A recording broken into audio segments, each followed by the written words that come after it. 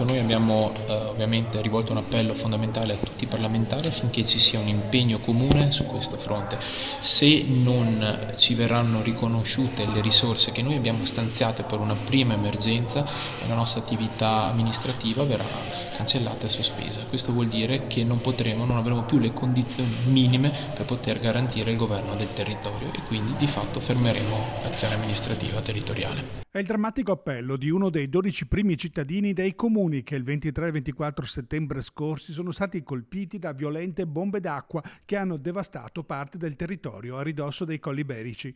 Oggi si sono radunati in provincia per coordinarsi affinché lo stato di emergenza dichiarato dalla Regione Veneto trovi riscontro positivo presso gli organismi superiori preposti. Per questo chiamano a raccolta in modo bipartisan i parlamentari vicentini e i rappresentanti della Regione. È necessario fare quadrato, sottolineano. È indispensabile fare quadrato, insomma tutti quanti, sia gli onorevoli che i consiglieri regionali, hanno fatto i sindaci, sanno che i sindaci sono in prima linea soprattutto su queste emergenze e a breve ci saranno delle risposte, verrà nominato il commissario e andremo fino in fondo, ma soprattutto dobbiamo prepararci per cambiare le leggi che al momento rendono difficile la pulizia dei fiumi, rendono difficile fare prevenzione, perché quando succede il fatto dobbiamo intervenire e cercare di dare ristoro ai cittadini che subiscono questi enormi danni. Però quello che dobbiamo fare noi politici è